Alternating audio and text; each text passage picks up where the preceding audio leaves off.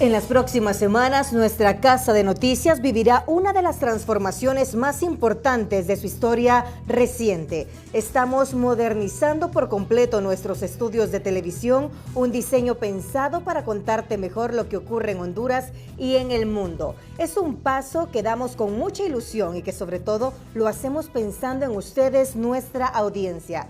Mientras el centro de noticias evoluciona, notarás escenarios distintos a los de siempre, pero detrás de cada emisión seguirá estando el mismo equipo humano, la misma vocación y el mismo compromiso de estar contigo cada día. Te pedimos que nos acompañes en esta transición. Es una etapa breve que nos llevará a una producción superior. Queremos ser claros en algo. Esto no se trata solo de tecnología. Las pantallas y los diseños son herramientas. El corazón de lo que hacemos sigue siendo el periodismo. Cada cambio que emprendemos apunta a lo que de verdad importa: informarte con vigor, veracidad y cuidar la credibilidad que nos ha confinado durante décadas. Y si hacemos todo esto es por una sola razón: la confianza que siempre depositas en nuestros contenidos. No te consideramos un simple espectador de estos cambios, eres protagonista y nuestra razón de ser. Gracias por caminar con nosotros en cada transición, por confiar y por seguir eligiéndonos. Los titulares son presentados por Banco Atlántida. Más fácil, más rápida y más segura. Así es tu nueva app Atlántida. Descárgala y descúbrela ya. El expresidente Juan Orlando Hernández afrontará en libertad el proceso por el caso Pandora 2. Dictan arresto domiciliario al exdiputado de Libre Víctor Hugo Romero, acusado de asesinato. El crimen de una niña en Colón reaviva el debate sobre la impunidad contra la niñez. Autoridades califican como acto terrorista la irrupción de hombres armados en una azucarera de Choluteca. Desechos bioinfecciosos mal manejados ponen en riesgo la salud pública. Migrante hondureño deportado a África pide apoyo para regresar a Estados Unidos. Más de 50 restaurantes cerraron durante julio, dejando miles de empleos afectados. Donald Trump advierte a Irán que enfrenta su última oportunidad para alcanzar un acuerdo con Washington.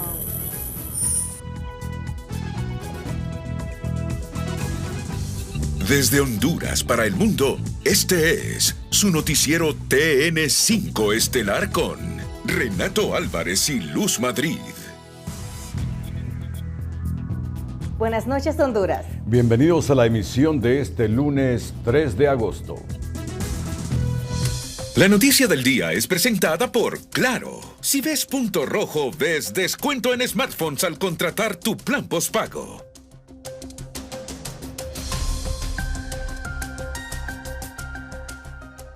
El expresidente Juan Orlando Hernández se enfrentará en libertad el proceso penal por el caso Pandora 2, aunque el Ministerio Público solicitó su detención judicial al considerar que existía riesgo de fuga y de obstaculización de la investigación. El juez resolvió imponerle medidas cautelares sustitutivas tras valorar los argumentos y la documentación presentados por su defensa. Toda la jornada el exmandatario permaneció acompañado por un grupo de simpatizantes en los alrededores de la Corte Suprema de Justicia. Como pocas veces, un proceso penal de alto impacto inicia con una caución juratoria. Este lunes el expresidente Juan Orlando Hernández asumió formalmente el compromiso de permanecer a disposición de la justicia, mientras enfrenta una acusación por presunto fraude y lavado de activos. Rindió una caución juratoria ante las partes procesales, la cual ha quedado debidamente registrada en un acta firmada por las partes procesales. La audiencia inició con un giro procesal. El juez natural se declaró incompetente para seguir conociendo la causa, al considerar que Hernández ya no goza del fuero que tuvo como diputado al Parlacén, cuyo periodo expiró mientras permanecía en Nueva York. La defensa interpuso recurso de reposición, pero la decisión fue ratificada y el expediente pasó al juzgado de criminalidad organizada. Y estoy aquí porque respeto las instituciones. No he pedido privilegios. Me estoy sometiendo como cualquier hondureño.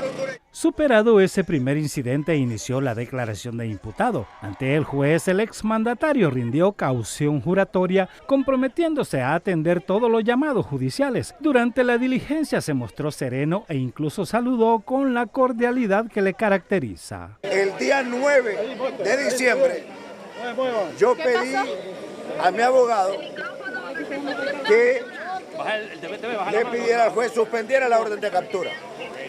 Orden de captura que solo se la presentaron a Juan Orlando Hernández.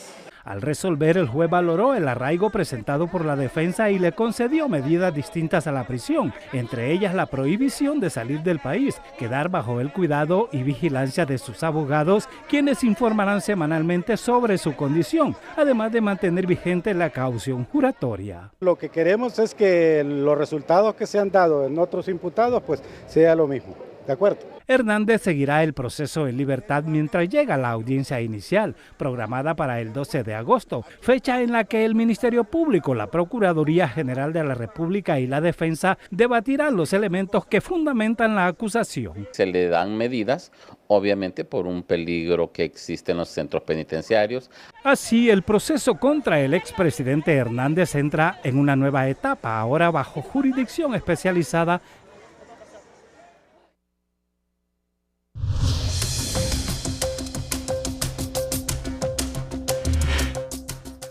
En una audiencia de revisión de medidas, un juez sustituyó la prisión preventiva del exdiputado por Copán, Víctor Hugo Romero, y le impuso arresto domiciliario. La decisión fue adoptada tras declarar con lugar la solicitud presentada por su defensa. Romero permanecía en prisión desde el pasado 11 de junio, cuando en audiencia inicial se le dictó esta medida cautelar. El excongresista enfrenta un proceso penal por los delitos de asesinato y asesinato en su grado de ejecución de tentativa. Durante la audiencia, el juzgado también aceptó como caución un bien inmueble valorado en más de 29 millones de lempiras como parte de las garantías impuestas al imputado.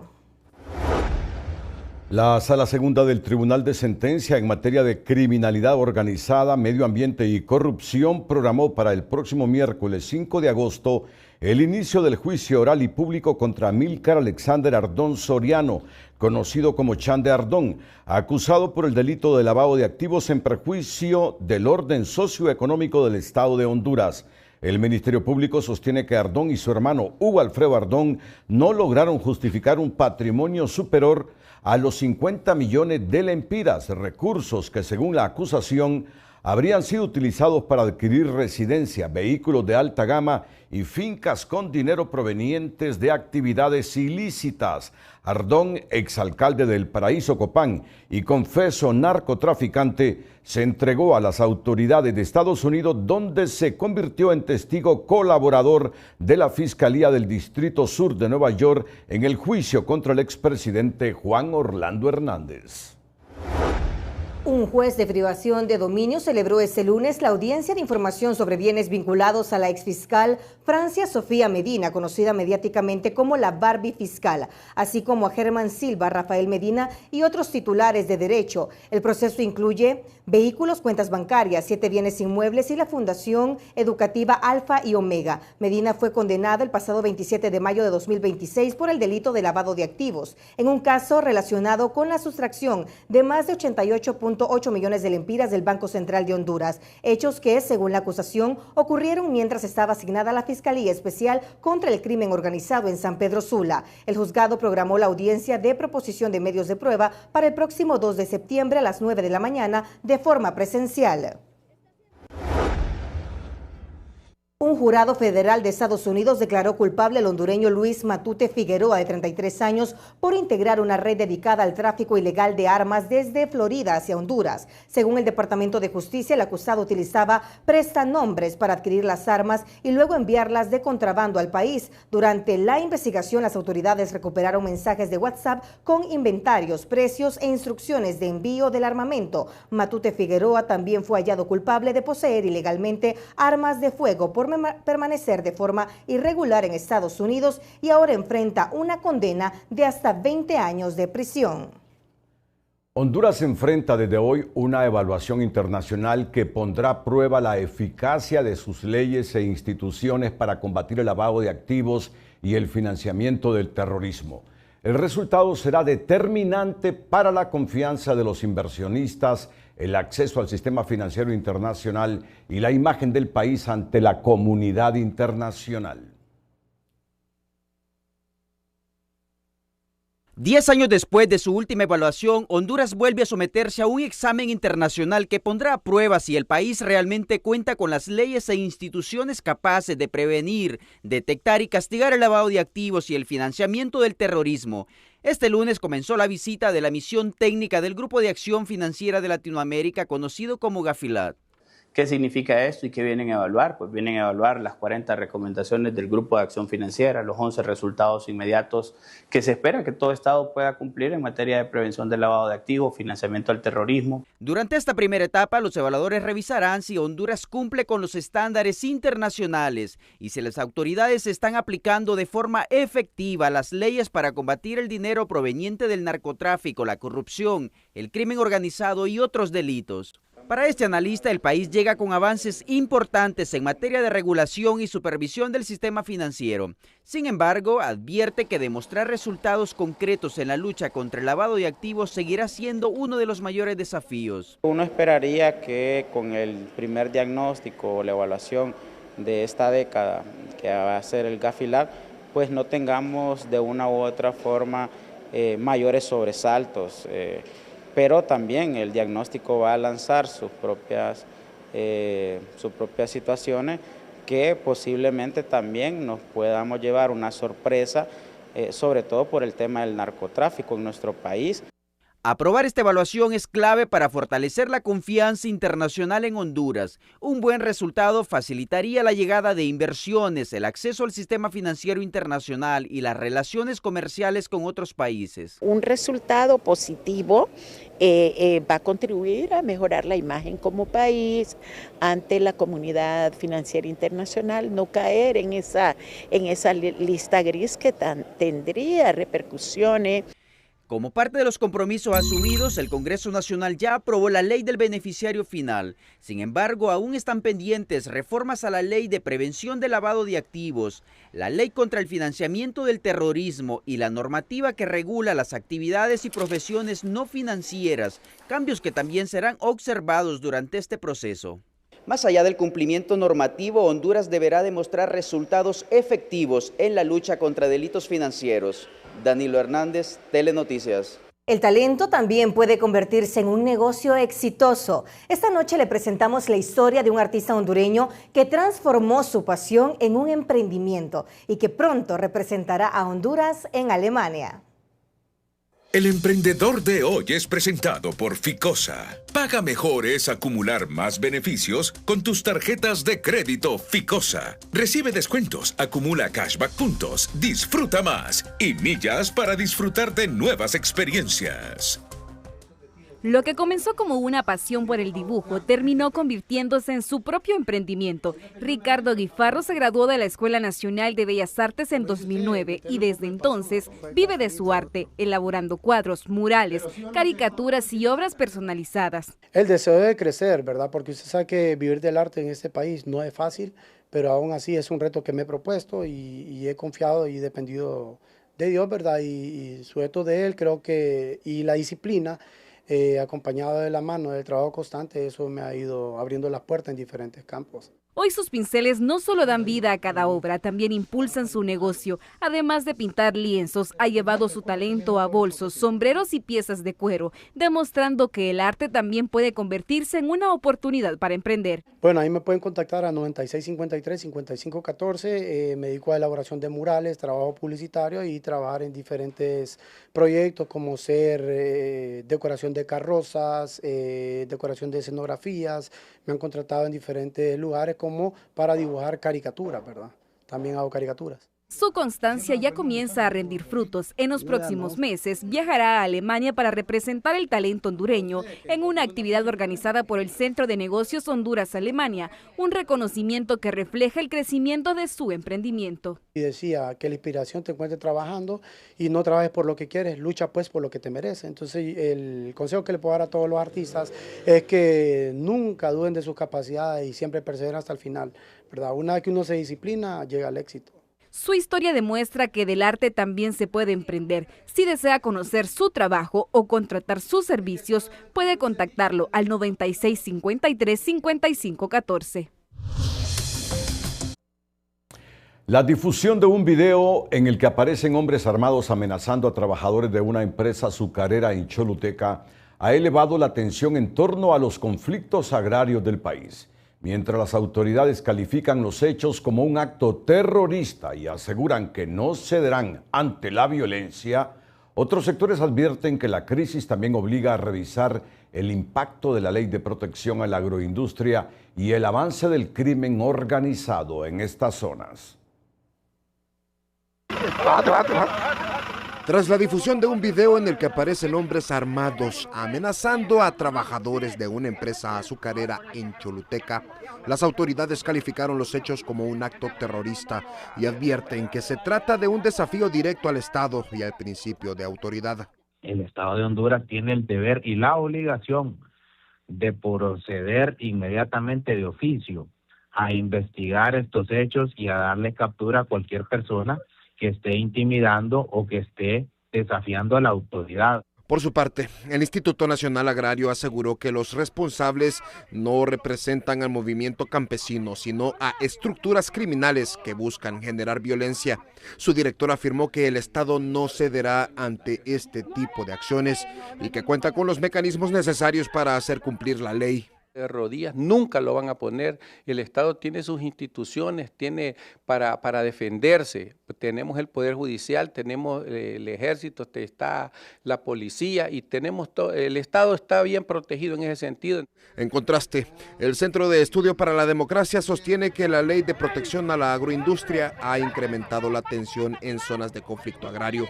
A su juicio, esa situación ha sido aprovechada por estructuras del crimen organizado para infiltrarse y operar en algunos territorios. Ya no solo circunscribe a las empresas industriales y a los grupos campesinos. También en estas disputas por la tierra vemos otros grupos ligados al crimen organizado. Hasta la fecha, la Ley de Protección a la Agroindustria ha dado lugar a 5 desalojos en Choluteca, Lloro y Atlántida, mientras permanecen pendientes alrededor de 1000 órdenes a nivel nacional.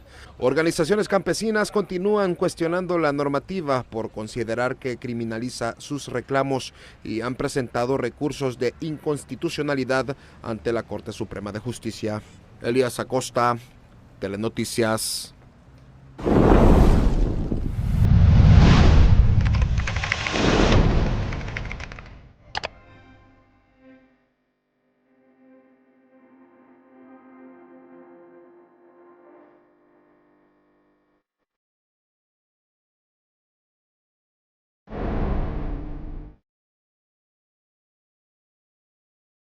El brutal asesinato de una niña de 8 años vuelve a sacudir la conciencia del país y reabre una pregunta que sigue sin respuesta. ¿Está haciendo el Estado lo suficiente para proteger a la niñez?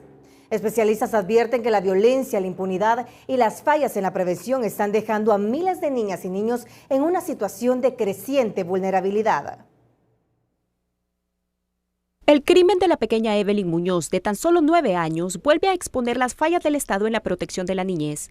Para este especialista es el más reciente ejemplo de cómo los perpetradores desafían al Estado, al actuar sin temor a la justicia y convencidos de que quedarán impunes. Quienes cometen los delitos saben que no hay una verdadera respuesta o persecución de este delito por parte del Estado. Entonces, la inacción desde el Estado, el incumplimiento de la ley desde el Estado, pareciera más bien que se convierte en un incentivo. Para el CONADE, el hecho de que los crímenes sean cada vez más crueles y tengan como víctimas a niñas y niños de menor edad es una muestra del fracaso del Estado en los mecanismos de prevención y protección infantil. Tiene características que implican altos niveles de extrema crueldad.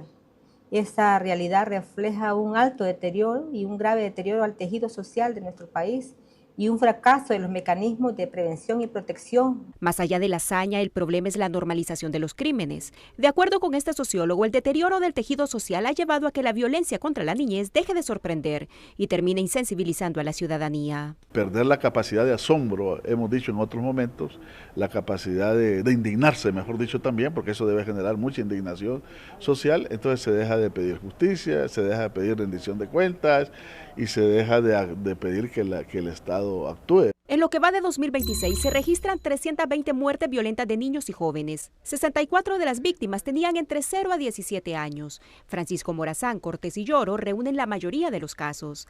Ante ese panorama, este entrevistado señala que la respuesta del Estado sigue limitándose a reuniones interinstitucionales, mientras la impunidad supera el 90%. La violencia nos muestra cómo cada día la crueldad del ser humano se ensaña contra una persona indefensa como son nuestras niñas y niños. ¿Y sabe cuál es el gran problema? La impunidad. Como la población ve que no hay castigo, entonces la impunidad alienta a que estos hechos continúen. La violencia contra la niñez sigue poniendo a prueba al Estado hondureño.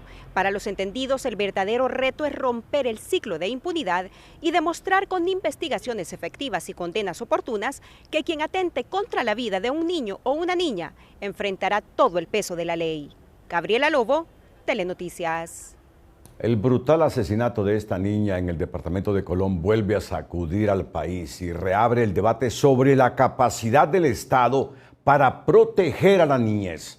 Organizaciones y especialistas advierten que la impunidad, la debilidad de las investigaciones y la falta de condenas oportunas siguen alimentando la repetición de estos crímenes y exigen una respuesta más contundente de las autoridades.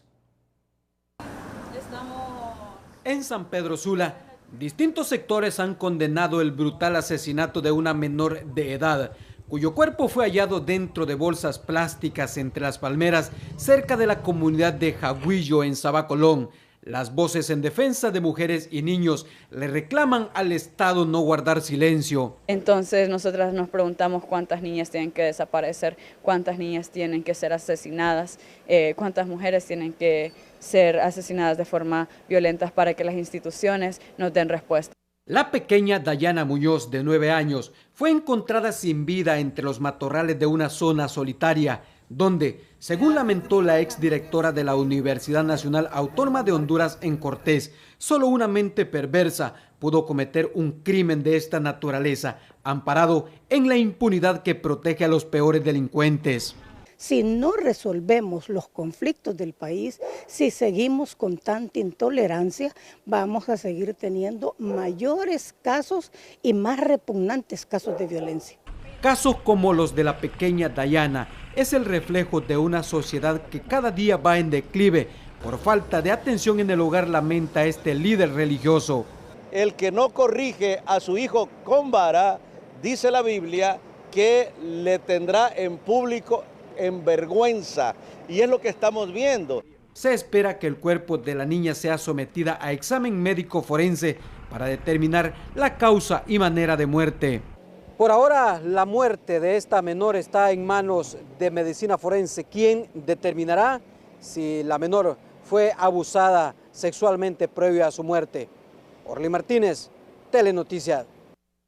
Para entender esta tragedia que ocurre en el país, imaginémonos que nosotros, usted, mamá, usted, papá, incluidos nosotros, Luz y yo, fuésemos los padres de Emily Dayana Muñoz, de 8 años. Imaginémoslo para que seamos capaces de internalizar en nuestro cerebro y en el corazón este problema de Honduras y de alguna manera lo interpretemos para presionar al Estado y sus instituciones. ¿Qué ha dicho hoy el padre de esta niña, Emily Dayana Muñoz? Que la autopsia revela signos de tortura contra su hija de 8 años. Buenas noches, licenciado Renato Álvarez, Luz Madrid, televidentes del noticiero Líder. En este momento se realiza la entrega del cuerpo de la menor de 8 años de edad, Emily Dayana Muñoz. Ha ingresado su padre junto a un amigo de la familia y han retirado en un vehículo particular el cuerpo de la niña, quien lamentablemente fue encontrada sin vida en el sector de Sabacolón. Don Elmer, nuestras condolencias para su familia. Finalmente le entregan el cuerpo de su hija. Sí, ya ahorita gracias a Dios ya los entregaron el cuerpo, gracias a Dios. Sí. Un dolor inimaginable. Oh sí, partido el corazón, pero contentos porque ya la llevamos y vamos a darle una cristiana sepultura. ¿Cómo va a recordar usted a su hija, don Elmer? Toda la vida hasta que me muera. Usted me platicaba antes que la ropa con la que fue encontrada es un trajecito que usted mismo le había escogido un día antes. Sí, una blusita y un pantalón. Sí.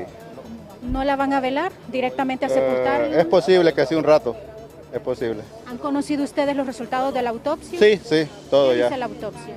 No, pues que está torturada la niña. Torturada. Sí. ¿Qué le dice usted a quienes le hicieron esto a su No, hija? pues que Dios los perdone y que la justicia les va a caer a ellos. ¿Hay sospechas de quién pudo haberlo? No, hasta ahorita no tenemos ninguna sospecha. ¿Qué les ha dicho la DPI, la policía? No, pues que están trabajando en el caso, es todo. Es todo lo que me han dicho. Gracias, don Elmer. El padre de la menor nos ha dicho en exclusiva que el dictamen forense, la autopsia, dice que Emily Dayana Muñoz, de 8 años, fue torturada.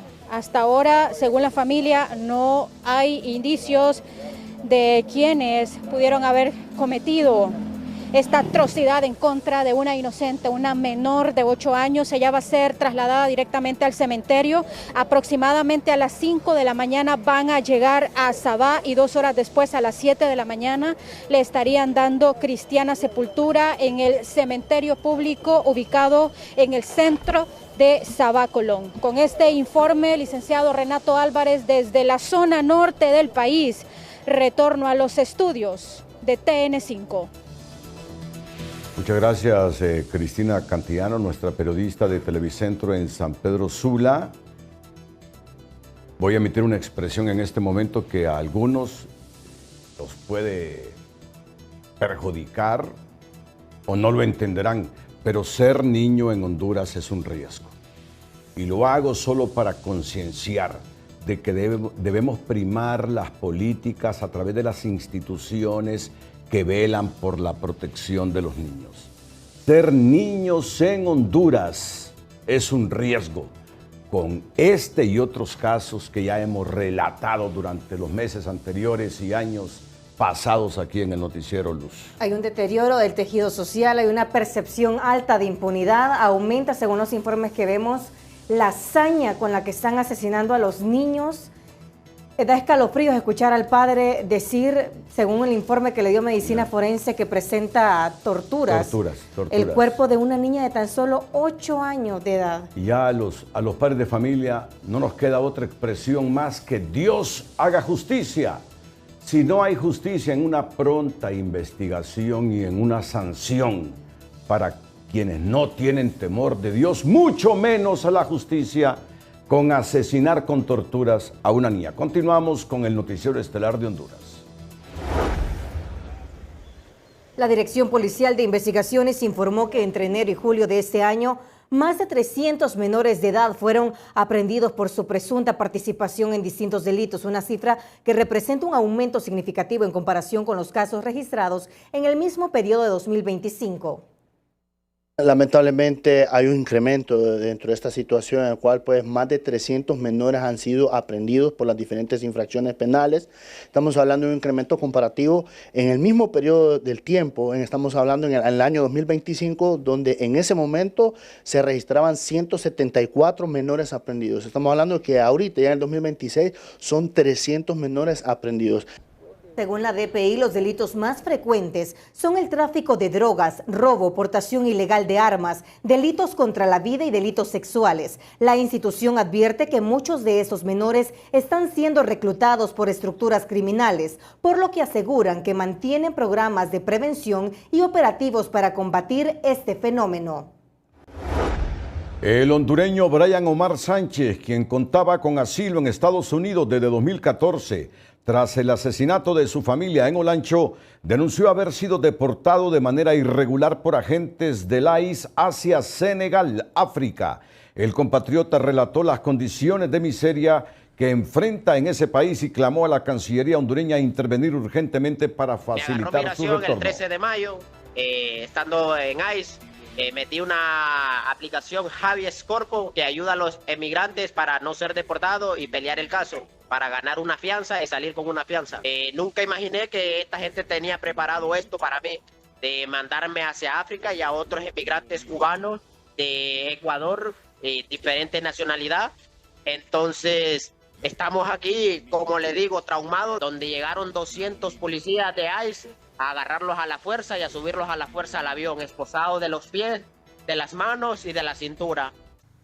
Parte de la entrevista que le brindaba TN5 matutino Brian Omar Sánchez. Ante esta denuncia, la Cancillería de la República informó que ya activó los canales diplomáticos y consulares para verificar la ubicación, el estado de salud y las condiciones en que fue trasladado el compatriota, asegurando que se brindará la asistencia y protección consular correspondiente.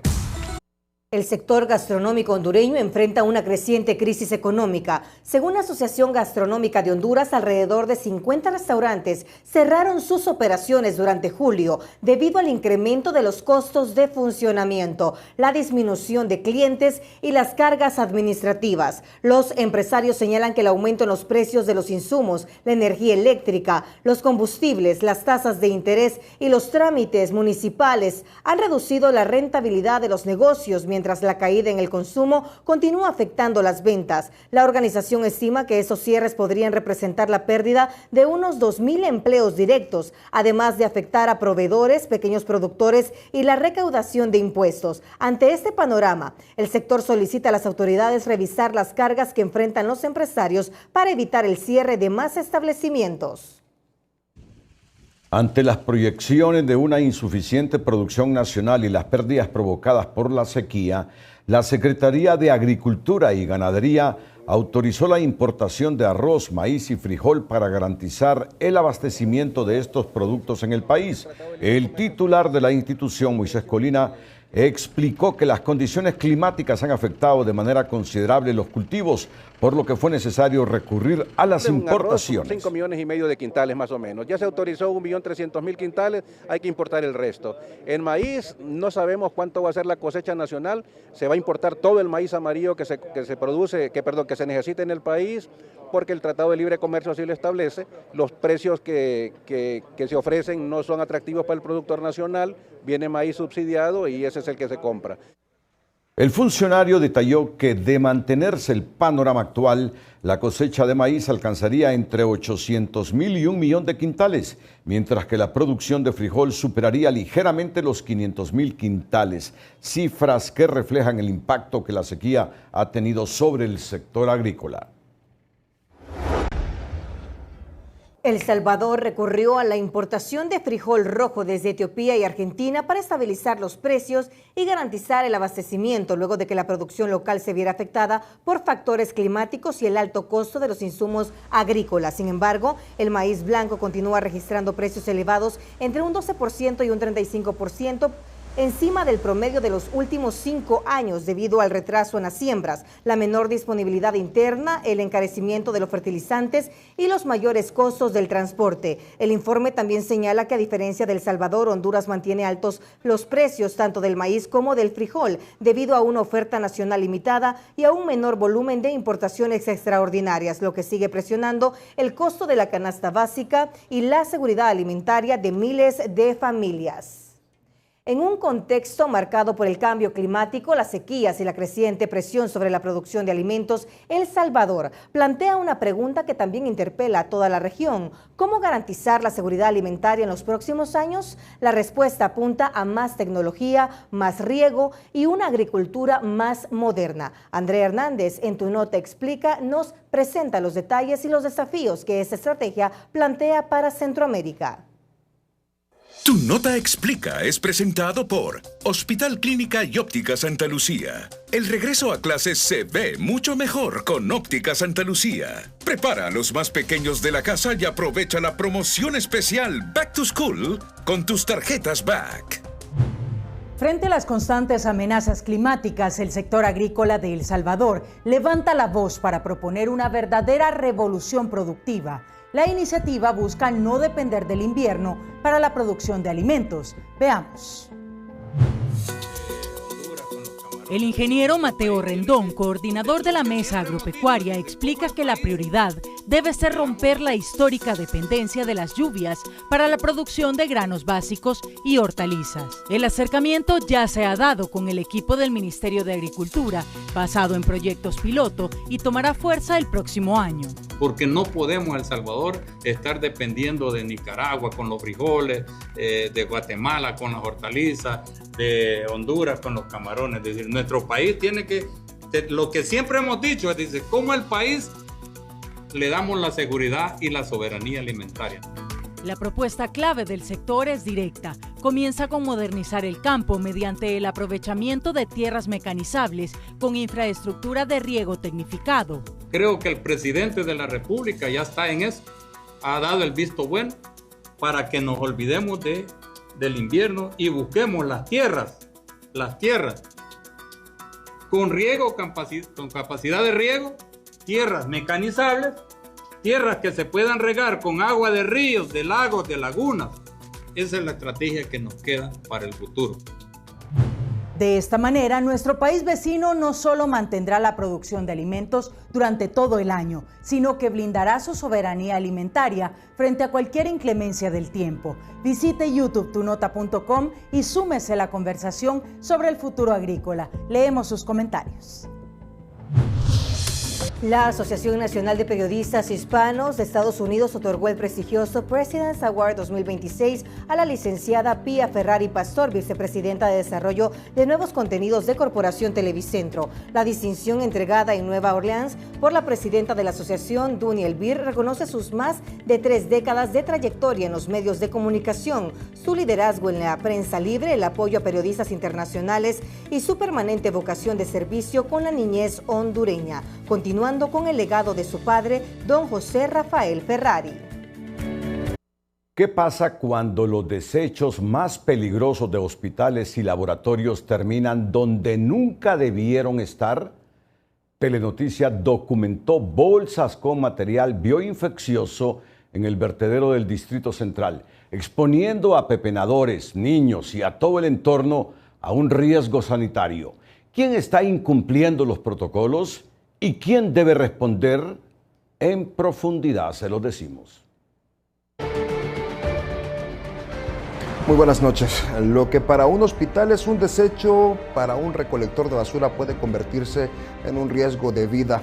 Agujas, material biológico y medicamentos podrían terminar fuera de los controles que exige la ley. Especialistas advierten que el manejo inadecuado de estos residuos representa una amenaza para la salud pública, al facilitar la transmisión de enfermedades y generar riesgos ambientales. Las imágenes son alarmantes. Bolsas identificadas con las advertencias material infeccioso, peligro, aparecen abiertas entre los desechos comunes del crematorio municipal. En el mismo lugar, pepenadores y menores recolectan objetos sin equipo de protección, caminando y respirando en un entorno donde podrían existir residuos contaminados con sangre, fluidos corporales, microorganismos y materiales punzocortantes. Sí, aquí salen. Esas bolsas salen revueltas ahí con la basura que caiga aquí de las rocolas blancas que le dicen, sí, aquí sale revuelto. ¿Y la gente las manipula sin ningún? Sí, nosotros las abrimos igual. El manejo de los desechos bioinfecciosos no puede ser igual al de la basura doméstica. La normativa exige un control estricto desde el momento en que estos residuos se generan hasta su tratamiento y disposición final. El proceso comienza con la clasificación. Los materiales contaminados con sangre, fluidos o agentes infecciosos deben depositarse en bolsas rojas. Las agujas, bisturís y otros objetos punzocortantes en recipientes rígidos y resistentes. Los restos anatómicos en bolsas amarillas y los desechos desechos comunes en bolsas negras. El segundo paso es la descontaminación. Los residuos deben ser tratados mediante incineración o autoclaves, equipos que utilizan vapor a altas temperaturas para eliminar microorganismos y reducir el riesgo de contaminación.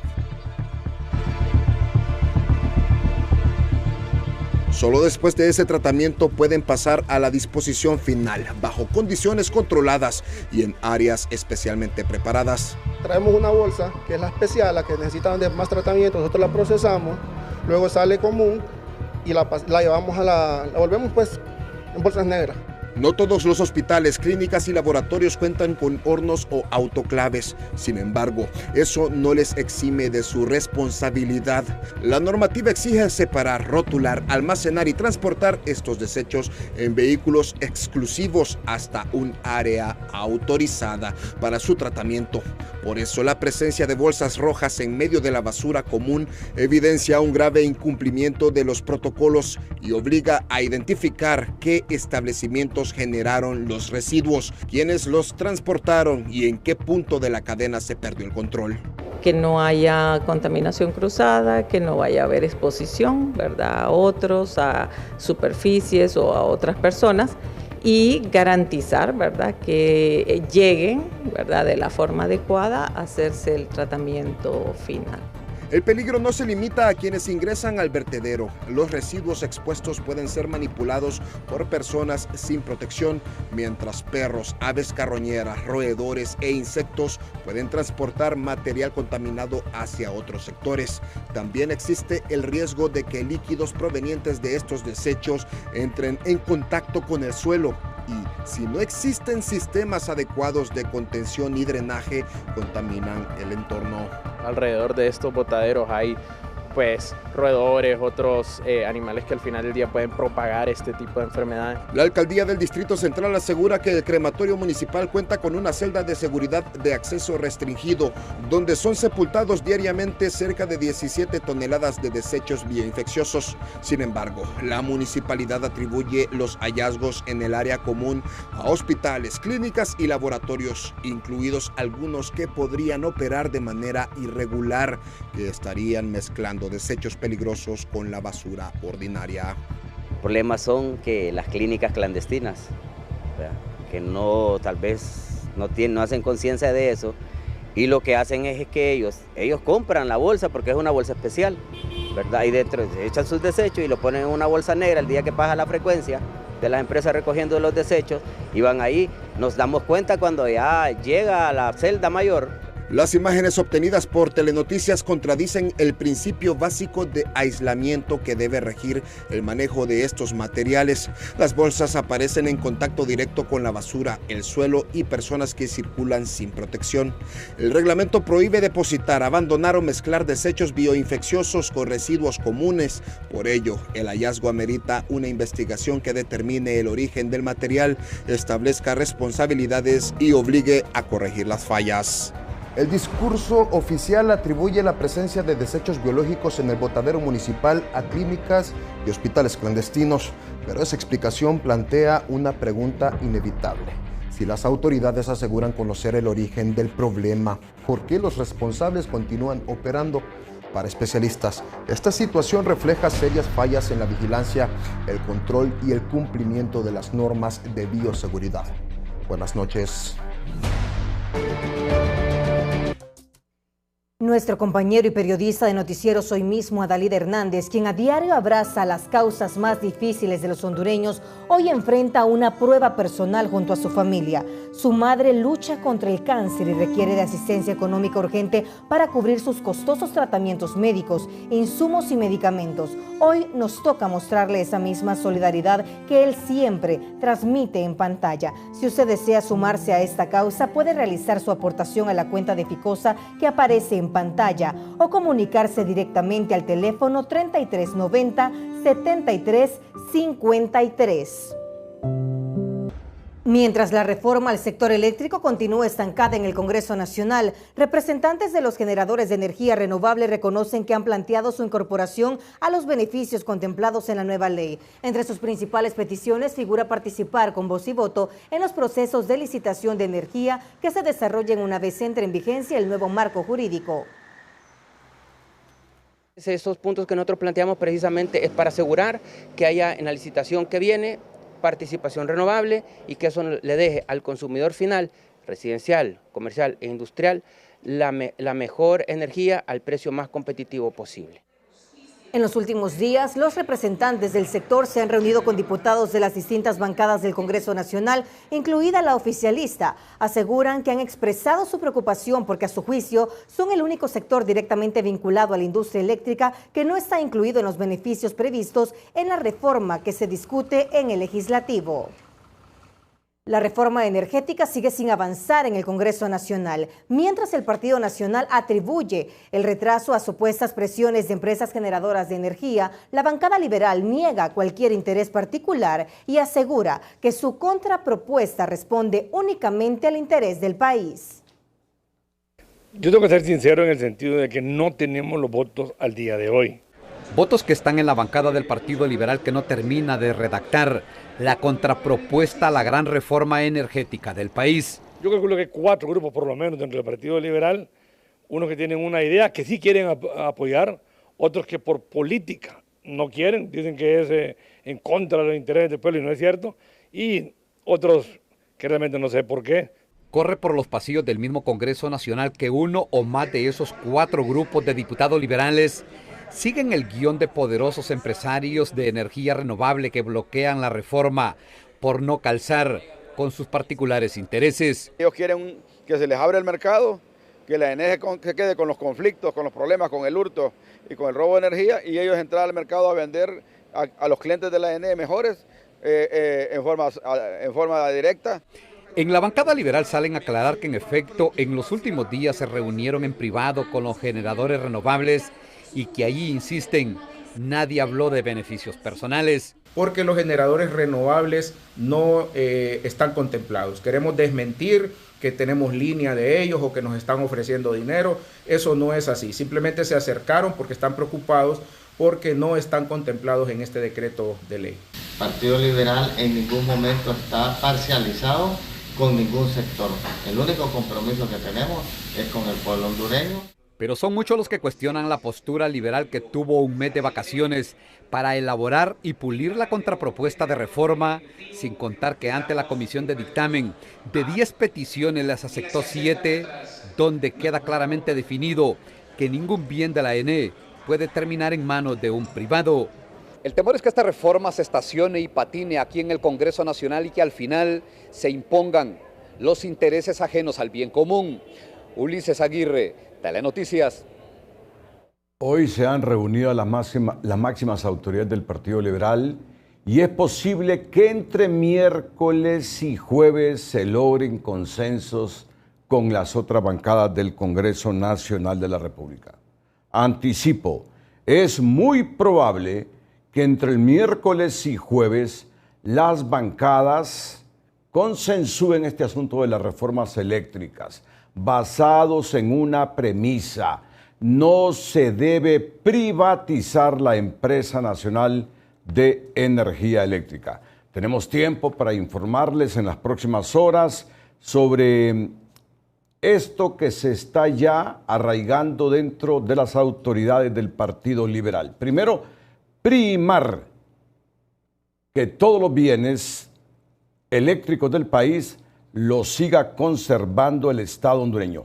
Blindarlos en esas reformas que se supone ya están blindadas, pero el Partido Liberal quiere algo más. Solo es de esperar que entre miércoles y jueves se llegue a un consenso, pero en esta semana. Y es que el aumento en los precios de los combustibles está impactando en la economía de muchos hondureños. El aumento en los precios de los combustibles golpea los bolsillos de muchos hondureños. Don Julio paga una tarifa diaria por el vehículo que conduce y resiente la reducción de sus ganancias ante el incremento. Bastante, porque primeramente las personas utilizan poco el transporte porque no hay dinero.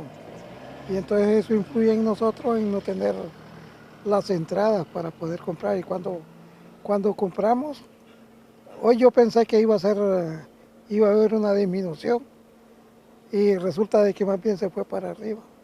Esdras es un sanpedrano que utiliza su automóvil solo para lo necesario. Hay que salir porque ya lo sentimos atrapados ya porque no es agua la que se le echa, pues. Así es. A esto le suman el incremento de algunos productos porque según comerciantes hay fletes de mercancías perecederas que reportan aumentos. A veces traen más caros los fletes y ya al que le toca comprar el producto ya no puede porque no alcanza para pagar, porque imagine que pagar el producto que traen y el flete también, porque a veces ahorita viene producto de Ciguatepeque, de Ocotepeque. En la pequeña, mediana y gran empresa también resienten el aumento a los precios de los combustibles porque esto puede repercutir en la tarifa de energía. Gravemente, pero lo que más golpea es el cobro adicional a lo que algo no hemos consumido.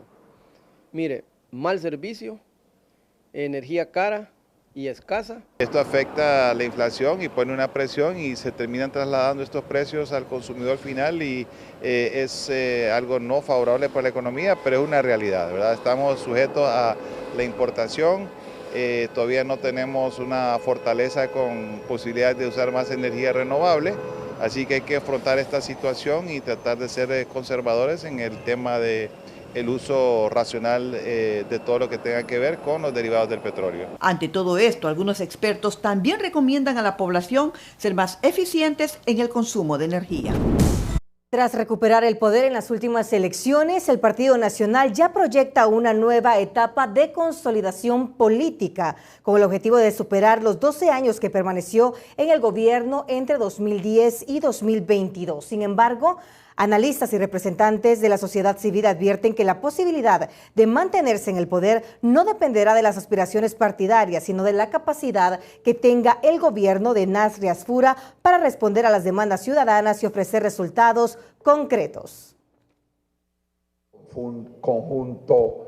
Apenas transcurre el primer semestre de la administración de Nasri Asfura y en el primer círculo de poder del Partido Nacional ya hablan de quedarse el tiempo suficiente para superar los 12 años ininterrumpidos que gobernaron entre 2010 y 2022. Lo sacamos no solo para estar 4 años en el poder nosotros como Partido Nacional, lo sacamos para que mínimo el partido vuelva a gobernar 12 años consecutivos.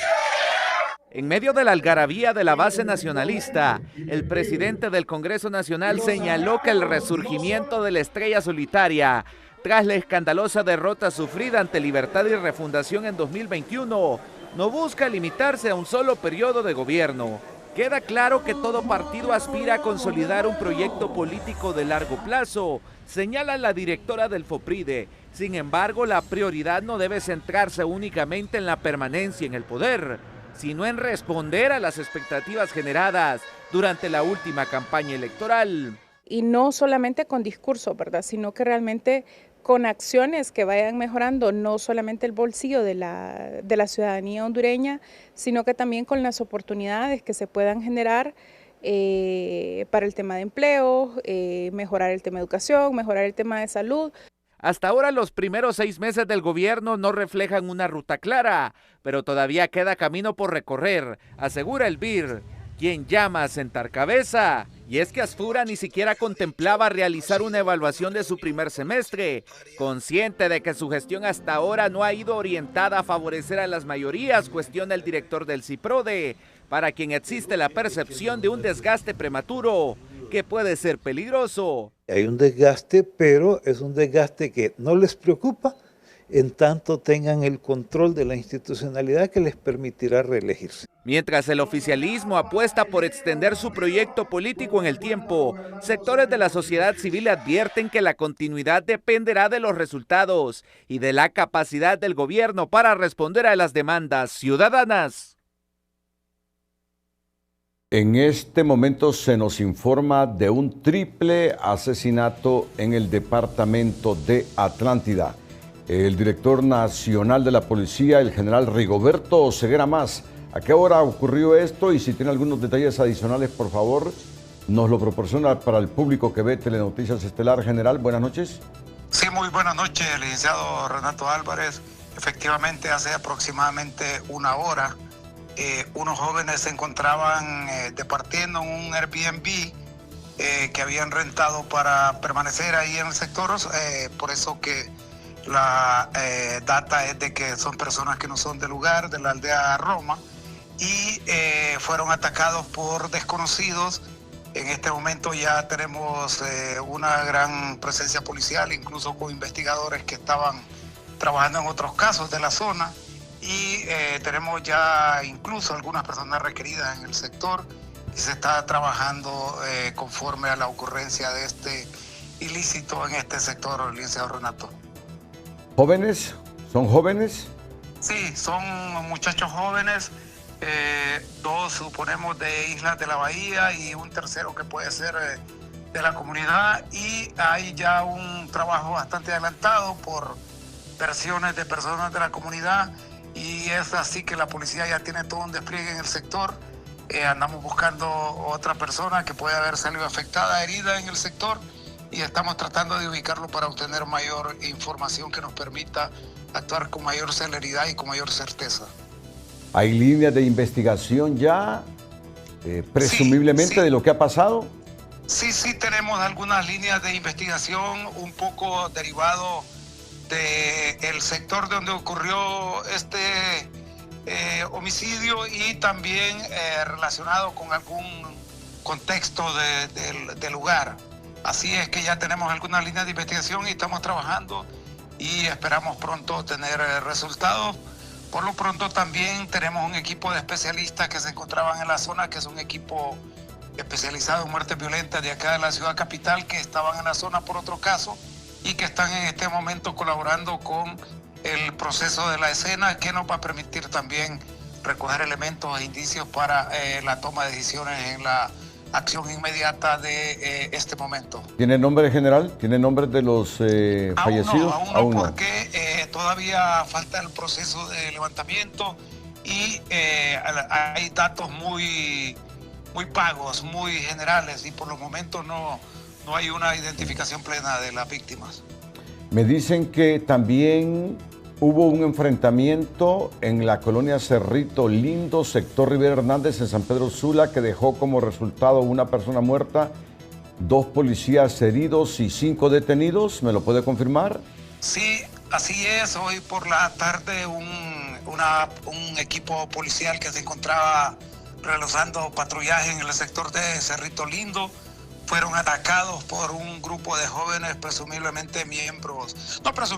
miembros de la pandilla 18, y justo en ese momento hubieron 2 policías nuestros heridos, que gracias a Dios pues están fuera de peligro, y en la respuesta rápida de la intervención de nuestro policía, falleció uno de los atacantes, que estaba armado con un fusil R-15, y también fueron arrestadas una buena cantidad de personas que ya están siendo procesados y para su revisión al Ministerio Público.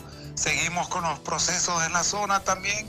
Recuerde que esta es una zona que tiene mucha afectación del tema de maras y pandillas, y es una zona que normalmente este tipo de circunstancias ocurren cuando hay encuentros entre individuos armados, que fue lo que ocurrió el día de hoy por la tarde. Muchas gracias por confirmarnos estas noticias que hemos recibido aquí en nuestra sala de redacción. General Rigoberto Ceguera Mas, director nacional de la policía. Muy buenas noches, licenciado. En otra información, la Alcaldía Municipal del Distrito Central encontró agua en el primer pozo de emergencia perforado en los predios de la antigua Penitenciaría Central como parte del plan para enfrentar la crisis hídrica que afecta a la capital. La perforación, realizada en 7 días de trabajo continuo, forma parte de un proyecto que contempla la construcción de 6 nuevos pozos para aumentar la producción de agua y fortalecer el abastecimiento en Tegucigalpa y Comayagüela. De manera paralela, la alcaldía mantiene operando camiones cisterna, repara fugas en la red de distribución y rehabilita pozos existentes con el objetivo de mejorar la disponibilidad del recurso mientras avanza soluciones de mediano y largo plazo para garantizar un suministro más estable a la población. El estado del tiempo es presentado por Tigo. Hoy, con la mejor señal y la mayor cobertura de Tigo, un pequeño negocio puede llegar al mundo. Tigo, 30 años de la señal que nos une. Hola, ¿qué tal? Qué gusto saludarles. Las condiciones del tiempo para estas próximas horas se presentan inestables en algunas regiones del territorio nacional y en el resto totalmente cálidas. Justamente este mapa nos muestra cómo la onda tropical número 24 está saliendo del territorio hondureño. Deja apenas un remanente de humedad que estamos observando, mientras en altura se mantiene un sistema de baja presión, pero que no está atrayendo abundante humedad al territorio nacional, por lo que para esta jornada de martes nos quedaremos con condiciones bastante secas en buena parte del territorio, mientras observamos cómo avanza esa nube de polvo del Sahara, que el día miércoles estará atrapando todo el territorio hondureño y con ella esta cantidad de micropartículas contaminantes 2.5 de alto impacto en la salud, principalmente en las vías respiratorias. El mapa de humedad nos muestra que justamente en el departamento de Gracias a Dios, un poco de Olancho, Colón y la parte este del departamento del Paraíso debe esperar algunas precipitaciones, y ahí aparecen las zonas rojas en donde hay mayor posibilidad de esos chubascos dispersos, incluso en la zona fronteriza con Guatemala. 2.8 metros la altura máxima del oleaje en el litoral Caribe, 1.5 en el Golfo de Fonseca, mientras las temperaturas van desde 36 hasta 38 en el sur, 31 en el centro, 32 en la región oriental, hasta 34 en zonas de Lloro, 31 en la costa norte, 33 el Valle de Sula, máximas de 34 en puntos del occidente, con un índice ultravioleta que puede elevarse a 11 en al menos el 80% del territorio hondureño. Estas son las condiciones del tiempo que aguardan para estas próximas horas. Tómalo en cuenta y cuídese mucho. Siempre le queremos como televidente y no como noticia. Que la pasen bien.